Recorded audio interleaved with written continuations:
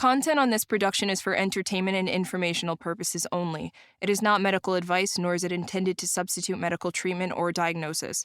Seek medical help if you believe that you are suffering from a mental illness or are a threat to yourself or others.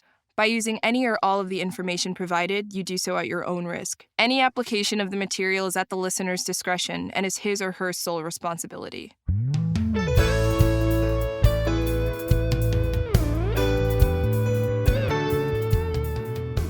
Everybody, Doc Brian here, and welcome to Doc Talks, where we talk about people's troubles, trials, tribulations, but even triumphs of life. We have with us here today Will Winner. Woo! Because you're a winner either way, right? That's correct. That's right. Will is a comedian, if I understand right? Yeah. / bartender. / bartender. So you're the funny bartender. That's correct. Okay. How do you keep your patrons entertained? Well, you gotta. It's different for everybody. A lot of people are coming to the bar for therapy. Mm-hmm. So sometimes you gotta listen. Sometimes you gotta talk sports. You gotta find the in to what everybody likes to talk about.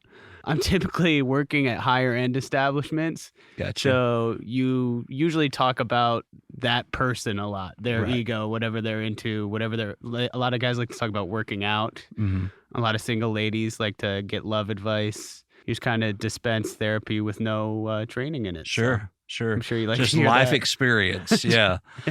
Just keep doing that, but send them my way when your expertise kind of runs out there. I try to. But I'm not going to have any advice about working out. I can tell you that right now.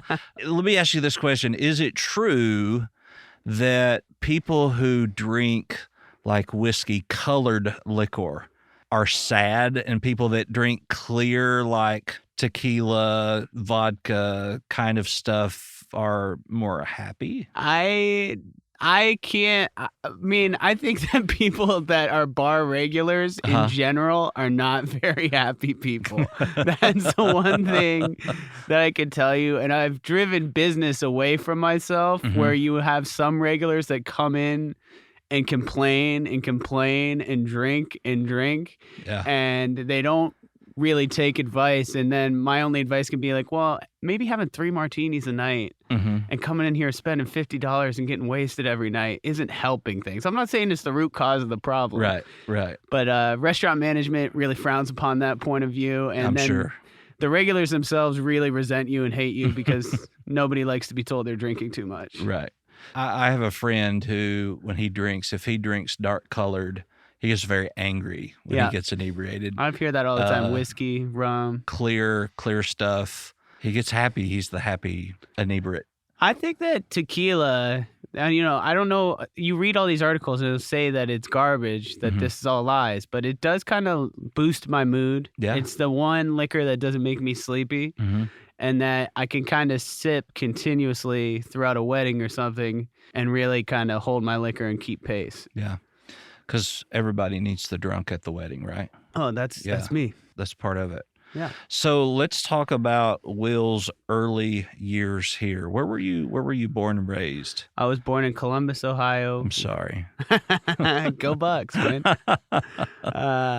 Raised in Columbus, Ohio. That was my formative years, and I went to college in Pennsylvania, and then I immediately moved here, so I've been here for 12 years. Okay. So growing up, did you have siblings? I did. I have 2 older sisters. Okay. Both parents in the home? That's correct. All right. So did you have the picturesque childhood of everything, kind of white picket fences, all of that kind of stuff? Or I'd say it was pretty good. My parents never fought in front of me. Ever. There was never a hint that they were going to get separated or divorced or anything like that. My oldest sister was very sick growing up throughout my life. Okay. So I think that had impacts on the dynamics in our family, but I can't really speak to how much or much that really affected me. I mean, I have some ideas about it, but... What kind of sickness did your sister have? So when I was still a baby, she was 5, my middle sister was 3. We went on a trip where we were driving through Kentucky, and we stayed overnight. Everybody else was healthy. Something happened where she caught some sort of bug that gave her a super high fever, such a high fever that it shut down parts of her brain and she lost sight in her left eye. Oh, wow. It was a disease that affected her spinal pressure and her sight for, she was dealing with it all the way through 25. She's doing very well right now. She's a public defender in Chicago. She's great. She has her own chapter in the New England Journal of Medicine because her disease is her own thing. Wow. And a lot of people made careers off of trying to figure out how to fix her. Right. Brain surgeries, different extended hospital stays. It was a lot for my parents to deal with. So how did that change the family dynamic at home, having this issue, or were you still kind of young enough that it kind of seemed normal once you really began to? I think it was very normalized for me. I think it was harder for my middle sister because she wasn't allowed. It really pulled a lot of attention onto my oldest sister. I was still the baby, so I got a lot of love. Right. I think for my middle sister, it was kind of hard.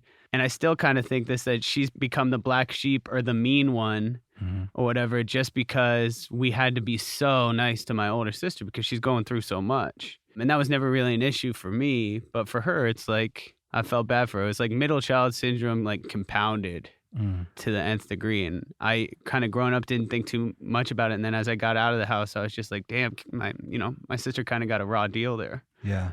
Did you in any way feel guilty for her not having the childhood that maybe she should have had? If I did, it was never a massive thought in my head. I don't think I really struggled with it. It was probably subconsciously there, but I just kind of did my own thing. So then you said you went to Pennsylvania to school. I did. What was your major? I did theater and English double major. So you were brave and did English. I did. All right. Did you complete school there? I did. Good for you. How did you use that theater English degree? I came here and the plan was to be a theater actor in New York City. Okay.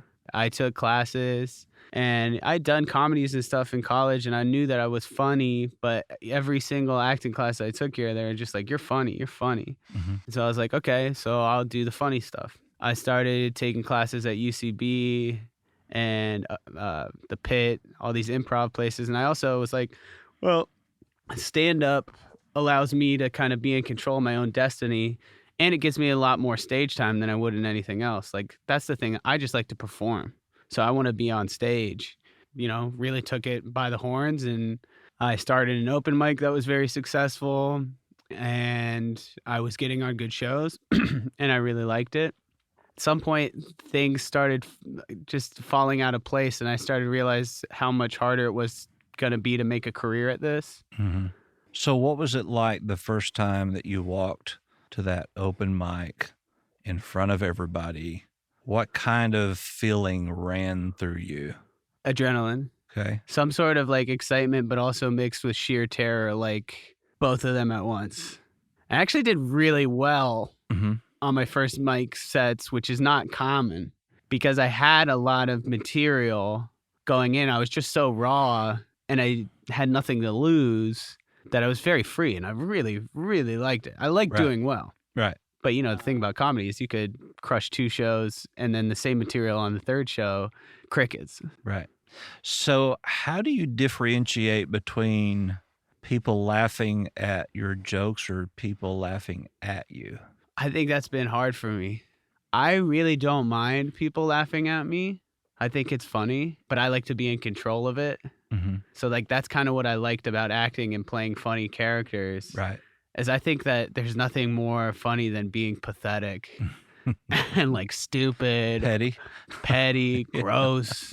I love it. Yeah. But in my personal life, if somebody was to remark, I had a stretch there where I was working too hard, drinking too much, and I was a real mess.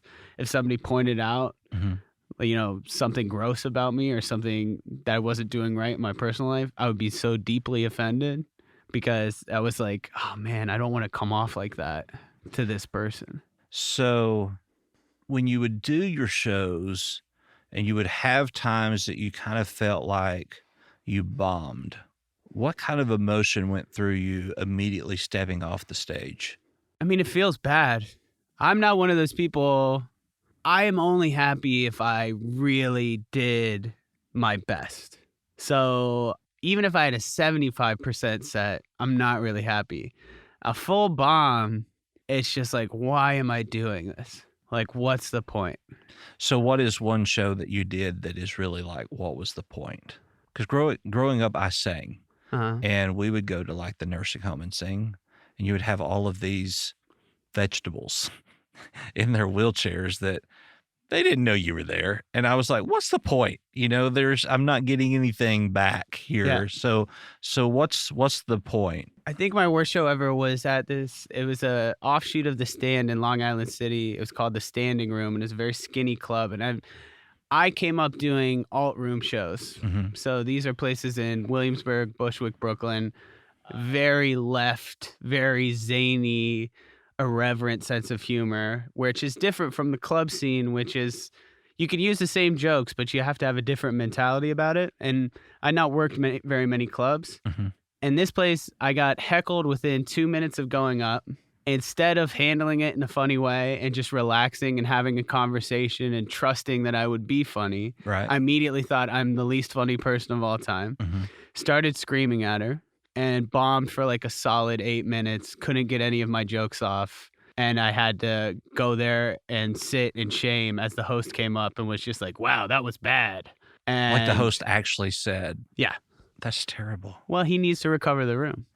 Yeah, but So- still, that's terrible. It sucks to hear, yeah. Yeah. But he wasn't wrong. Yeah. I mean, hosting especially, you just got to be honest Right. a lot of the time to how the audience is feeling.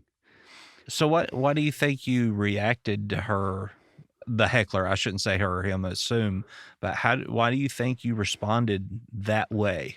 Because I was putting so much pressure on myself to get the jokes off. And I'd never experienced, club comedy is different because it is way more interactive with the audience. Mm-hmm. And just the way it's presented, Right. it's way more conversational.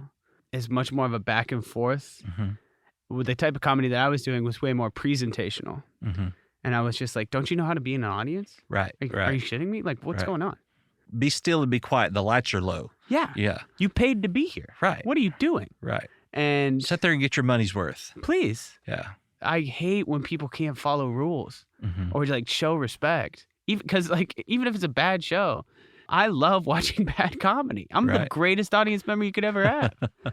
And it's not So you would love mean-spirited. all of my jokes. You would just love all of my jokes. I would laugh all the day.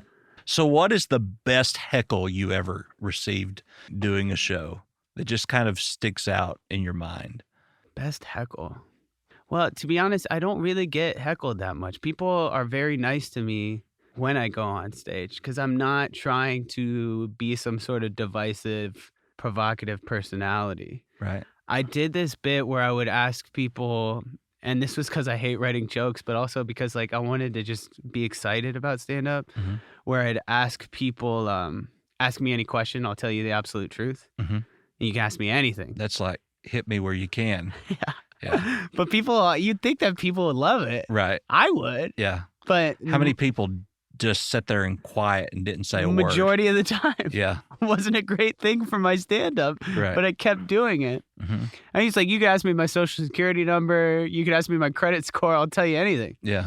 And somebody, while my parents were visiting and in the audience, they asked me if I'd ever heard my parents having sex. Uh-huh. And that was like, damn, because I didn't really plan for that.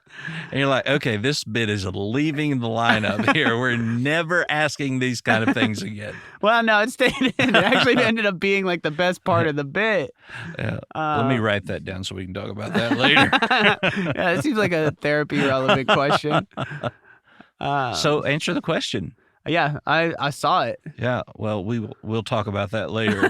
That's probably the whole issue here. Really? We can end the podcast now and just say, okay, this is Will's issue. So we deal with these things, and especially kind of in the entertainment business with those that I've talked to, it's almost like when you have a good show that you ride that euphoric feeling for as long as you possibly can. Yeah. Because you don't always know the time between the next show. Yeah. How do you deal with when you just bombed to get through to the next show? Well, I think that for my 20s, it was still a lot of just partying. Mm-hmm. And I think that, I mean, the whole thing was about chasing the adrenaline. Mm-hmm. And it was also kind of buying into this bullshit, like I'm a comedian, artist lifestyle. Did you ever feel like somebody's going to figure out that I'm really not as funny as I think that I am? All the time. Yeah.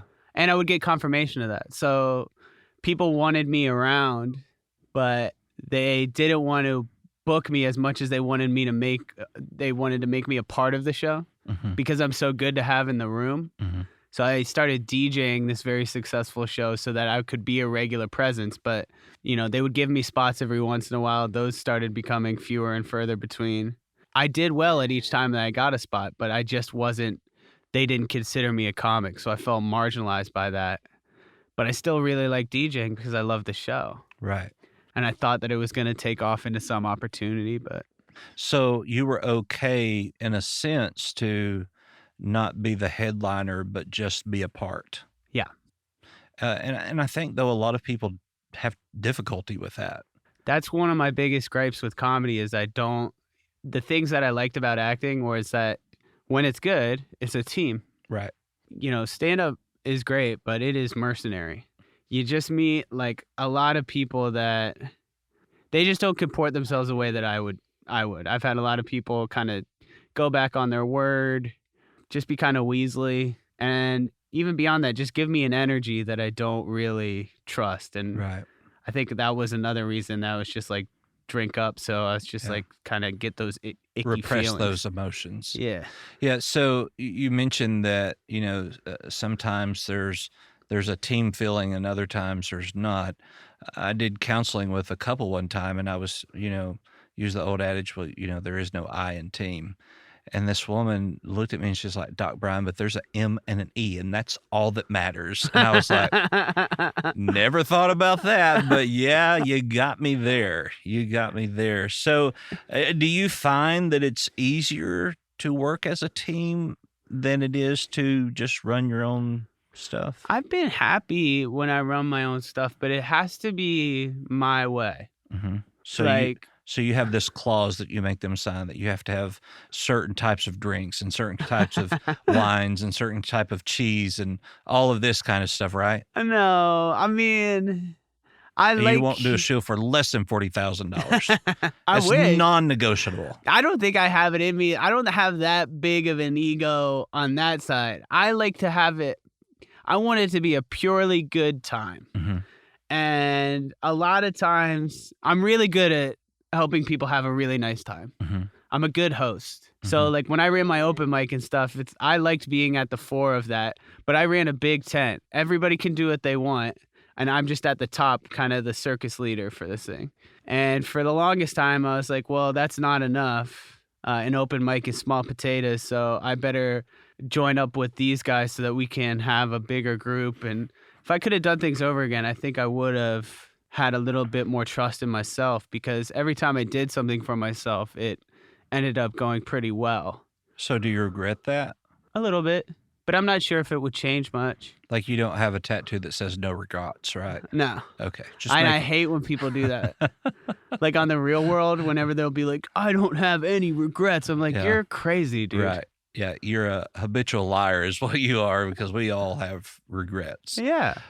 So within comedy, within life, if there was one thing that you could just say, the worst thing that ever happened to me from birth till now is blank, what would that be? I've been very unlucky in love. I don't know why. I mean, you're just a stunning gentleman sitting there, right? Thank you so much, sir. And I think that it's not that those relationships happened to me. It's that I didn't take care of myself. So were you always the cause of the breakups? I was always the one dumped. Got you. Did that ever feel demasculating? Every time. Every time. Okay. And And we're talking about how many relationships? 3. Okay. I mean, that's better than like 30. Yeah, I'll take it. Okay. So let's just talk about your last relationship. how did you meet the person that you dated the last relationship? So not the one that I'm currently in. Right, Okay. because we're going to talk about how it ended. And this is somebody that was at work. I didn't really, Bad idea. have too much interest, but initially it wasn't somebody that I picked out. But I heard that she was very interested in me. Thought I would go on a date. Went on a date. It was a good date. And then started to like each other and started hanging out on a consistent basis. Was it more that she was attracted to you and you was needing to be needed? Or was it that you really were having fun? I think needing to be needed. Because, like, I remember early on, she really liked this band. And I don't care for this type of music, but I bought us tickets to go. And then it was just like one of these like hipster shows where like nobody even dances because nobody knows how to dance and the music isn't danceable too. Right. And so you just sit in an auditorium of a theater and it was like, I was like, man, this sucks. And she was like, yeah, it was kind of me presenting myself as a good guy, even though I hated that entire night. Do you think if you were giving somebody advice in a relationship that was having to do that, do you think that it would be acceptable for them to put up with that in order to make their partner happy? I'm not off the bat. I think in any relationship, there's compromises and you should do things to make your partner happy. But if you sense big red flags that you don't have common interests or that there's going to be like problems with you communicating or whatever, yeah, I would tell them that that's a problem. Okay. Now you've gone to this concert, which, could be like the London Philharmonic because you're sitting there having to, just take all of this in. Where did you go from there? I mean, because typically especially in a relationship, if you're somewhere you don't want to be, it's obvious. Yeah. And so then it makes it not so enjoyable to the person who wants to be there. Yeah. So at that point in time, where did the relationship go? Was that kind of the beginning of the end or? No, it was, I think that I was responsible in the end for the downfall because I don't know what I was doing. I was trying to present myself as somebody. I think, after being demasculated so many times, I really wanted to be the man. And I was happy to like pay for things and show her the way. If she had to get up extra early for work, I would wake up at 5:30 in the morning, even though I had gotten off of work at 1 to walk her to the train, just trying to be like extra like sweet and devoted. And then, But unauthentic. Yeah. Which never works. No. Why do you think that you had the need to be needed? I mean, you had a good childhood. It sounds like you went to college. You were successful in getting a degree. Why do you feel like you had the need to be needed? It's just some baseline low self-esteem that's hard to get over. So you said low self-esteem. What kind of things about you do you not like? I don't know. I just feel like I'm not. I just feel like it's never enough. I always feel like I can do more. I always feel like I can give people more. And it's not inauthentic me wanting to do these things. It's inauthentic because it's like it's unrealistic to continue doing them. I have no problem for a night not doing what I want to do. Sure. One of my biggest things in the world is just like, shut the fuck up, dude. Just do something different for a night. Just give that part of yourself. So do you think, though, in not submitting to those things that you may not like, that you are more comfortable staying in your own lane about things that you like? Because outside of that, then you're vulnerable to have to keep somebody happy, that you're in a situation where you're not happy.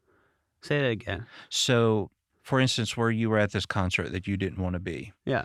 Do you feel then insecure because you're trying to keep somebody happy in a space where you're not happy? Yes. Okay. That's like one of the toughest spots to be in. Okay. So would you say that you're insecure in general or just in those type of deals? In those types of deals, trying Okay. to make people happy. So if I sat here, you're sitting on the couch, if I were to say to you, Will, I think that you're a terrible person. I think that you don't deserve any good things in life, so you can't even keep a relationship. would there be any part of that you should say, Dr. Bratton, you know what? You're right. Yeah. Okay. Why? You don't even know me. I know me. I know me. Yeah, but you don't know me. So why do you value my opinion? Because I have a doc in front of my name and I'm Well, behind a 'cause there's- microphone on a podcast? Yeah. I mean, I don't know. I just put stock in other people's opinions. Okay. If I tell you you're the most handsome man that I've ever met and that I want to spend the rest of my life with you, are you going to value my opinion? No, because I don't believe that should be true. Okay. So you're going to believe what I say to be true, even though you don't feel that way about yourself. Yeah. So you do then value my opinion if it's something that you absolutely say I'm not ever going to do. Yeah. So in these cases, you are saying to anybody, if it's possible that what you're saying is true, then you're probably right. Yeah. So if I said, you know, you don't have any hope in making it in comedy, you would accept that. Yeah. That's a horrible way to live. I know. That's just going to lead to major depression, substance abuse, failed relationships. I mean, just a horrible way to live. And I can look at you in your eyes right now and see that you are not okay. Yeah. That you're not even in a place where you feel comfortable with yourself. Yeah. That you would probably agree that you're not healthy right now. I can't agree with that. Okay. So tell me why you don't agree with that. Because I'm healthier than I've ever been in a lot of But does that arenas. make you healthy? I'm not as fat as I used to be. Does that make me not fat? And you can agree that I'm fat. That's okay. No, I think like I will just say that coming out of where I was for the past 10 years, going into quarantine, Mm-hmm. in terms of developing a healthier mind state Mm-hmm. and doing things for myself, I'll give you that. I still might be unhealthy, Mm-hmm. But you're a lot better than you were. way better. So what kind of headspace were you in the last 10 years? Go, go, go, go, go, go, go, go, go. No plan, no regard for my own mental or physical health whatsoever. And being a lot of this is working in a restaurant job, I attribute to less than comedy, Mm-hmm. where like 10-hour shifts, irregular hours, hanging out with people that are not positive for my life, contribute nothing to it. Mm-hmm. Abusing drugs and alcohol, and people going nowhere with nothing to look forward to, Mm-hmm. and being surrounded by that energy, and then stepping out of that energy to go do comedy, which is another society of a group of broken people largely. Mm-hmm. And I'm not used to that. Mm-hmm. Having the opportunity to step out of that environment and really start thinking about where I want to be and what I want to do has been so positive. Mm-hmm. But I'm still working towards that. Right. And obviously circumstances being what they are with the world right now, trying to plan for your next career and stuff isn't that easy, but I chip away. Mm-hmm. So I'm sure that you've heard the old adage that the eyes are the window to the soul. Indeed. And I see hurt is what I see. I'll give you that. Why is there hurt? What has hurt you? What has hurt you, or who has hurt you? I think a lot of things. I mean, What's the first thing that comes to your mind when I say what or who has the hurt major you? breakup that I went through? Okay. Tell me about that. Well, that was the first and only time that I've been to a therapist. Okay. I dated this girl First and last time, or first and only? first and only. Okay. She's the only person I really think about when I think about where it really broke me. Mm-hmm. We dated for 2 years, Was that the longest relationship you've ever been in? tied. Mm-hmm. Very quickly, again, she had kind of pursued me, and then I fell into it. Were you and initially attracted to her, or was it again the need to be needed? need to be needed? Mm-hmm. I was into her, Mm-hmm.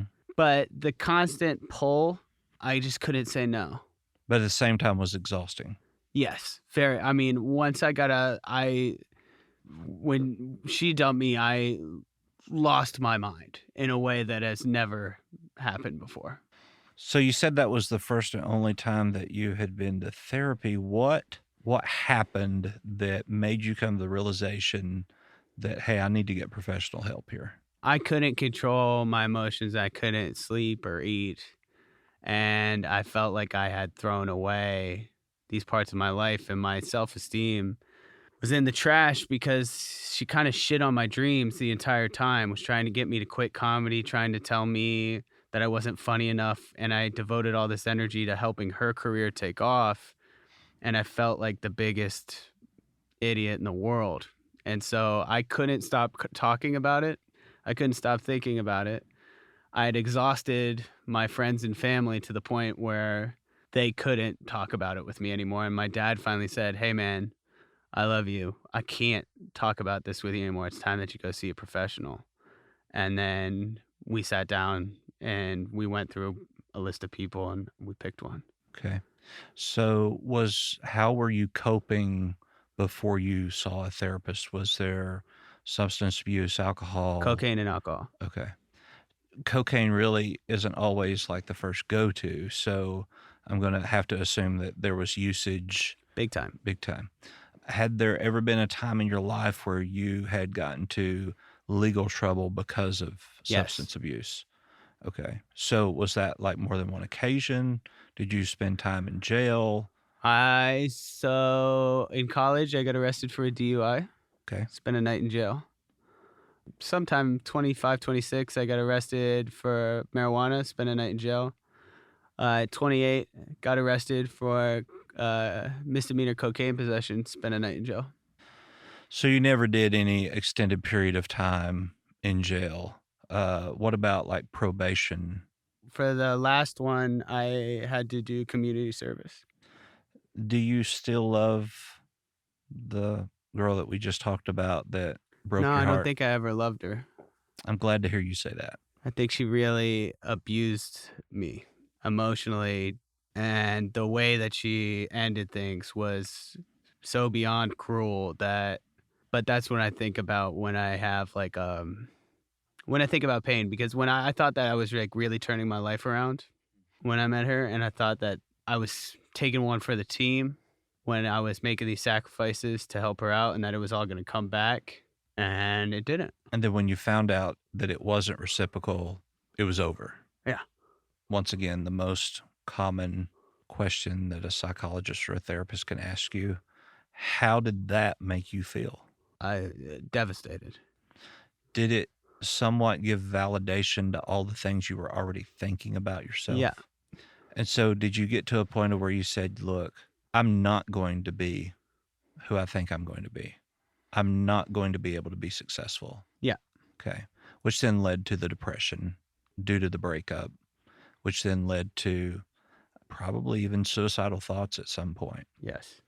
So when you had suicidal thoughts, did you say, I could do this and it would be better because I wouldn't have to feel the pain? Or was it just something that was intrusive that you said, you know what, I could just do away with all this? It was like I'm in so much mental pain and I can't stop thinking about it. The only thing I can imagine, it was like mental tinnitus. Mm-hmm. It's like it won't stop. Mm-hmm. And it was so obnoxious to like, I want to think about something else. Mm-hmm. And I had attached kind of everything to this relationship that was dog shit. She was right about that. But it's like I still felt the way that I felt. So it made me feel really mad and sad at the same time, where it's just like, am I an idiot to have want this relationship, which was bad to begin with Mm-hmm. and always was bad, Right. horrible for me, devastating, in it and out of it. So you were still okay, even though being in the relationship that you were being treated badly because you felt like she needed somebody to treat badly. And at least you had think somebody she needed- interested. She needed somebody. She would make it seem like she really needed somebody. Mm-hmm. And there was always some 5-alarm fire. And there's a lot of relationships in my life. This isn't just due to my love life, where people who didn't have it as good as I did Mm-hmm. come to me as like a source of something for them. Mm-hmm. And I've had to learn to prioritize my needs and tell them, this is where my friendship ends. This is what I'm willing to accept. Carry on. Do you have the ability to say the word no? I really don't like to. I have it, but I don't really. It's one of these concepts I don't understand. Okay. So you almost feel obligated when somebody asks you to do something because you, once again, need to be needed. Yes, And even if that request is absurd, I'll do it. what's the most absurd request that you've ever received that you followed through with? When I was in college, I was dating a girl who constantly needed to need me. And I had to go back. I hung out with my friends in Jersey, which was 3 hours away from my school. I had to go back to do a performance of a play on campus, and I was just going to stay there for the rest of the weekend. She was just like, no, I want to see you tonight. I miss you. I miss you. I miss you. I drove back 3 hours to Jersey after the play that night, slept with her, and then drove back the next morning to go do the play. Feeling empty. Drained. Dead. Because you were exerting your energy for her need instead of taking care of your need of getting rest. Yeah, and the only argument that I'm going to say in favor of myself is that I think it's easy to say no. It's not like she's casually throwing it out there. It's like a plead, tugging at the heartstring style plead.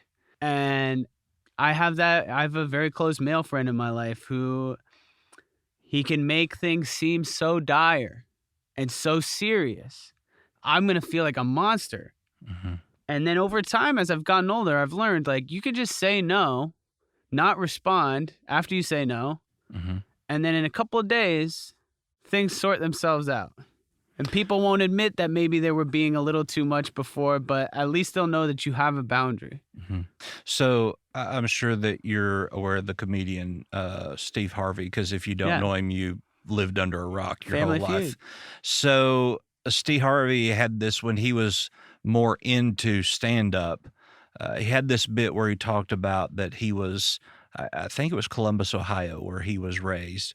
He said that any time that he received a phone call from a Columbus, Ohio area code, he knew that it was somebody wanting something. Like, he knew. And so the joke is that he had his phone programmed so that when a Columbus, Ohio number came in, it automatically declined the call and the battery fell out of the phone. and Steve has this unique way of being able to tell a joke, but then give you a certain type of moral to the story and validation. And what he said was, when people call and you don't take their call because you know they need something, give it about 2 weeks and then call them back and say, hey, I see that I missed your call. He said 9 times out of 10, they're going to say, well, yeah, I got done what I needed to get done, and hang up the phone. Yeah, because they don't even want to connect with you at all. They just wanted something. They just wanted something. And so that when we have those kind of tests within those relationships, lack of a better word, screw them. Yeah. If they only want me for what I can give them, I don't need them. Yeah. Let me ask you, if I were to say that you were selfish, how would that make you feel? I would just say it's flat out untrue. So if you were selfish, though, would that be a bad thing? Yeah. Okay. We'll talk about that in a minute. All right. So this has been Doc Talks with Will Winter. Now stay tuned. Follow us over onto Patreon. Is Patreon, right? I always say it wrong. I think that's the southern pronunciation. Patreon. Yeah. I wanted to say Patron, but I know that's not right. But follow us on over there as we go into Doc Talks DX, where we talk about possible diagnosis of issues going on here in Will's life. Before we do that, though, Will, tell us where we could find you. You can find me at will.the.winner on Instagram, and you can find my podcast, The Good, The Dad, and The Ugly, on the Be Frank Network. You can visit our Instagram at Good Dad and Ugly Pod. And of course, I'm Doc Brian. You can find me at thedocbrian.com and all of our podcasts here on Be Frank Network. And we are so glad that you tuned in with us today, and follow us now into Doc Talks DX and hear the interesting outcome that we have here for Will. Thank you once again, Will, for being with us here on Doc Talks, and hopefully maybe you can get some clarity here in, I here in hope a few so. minutes. All right. Goodbye, everybody. Be kind.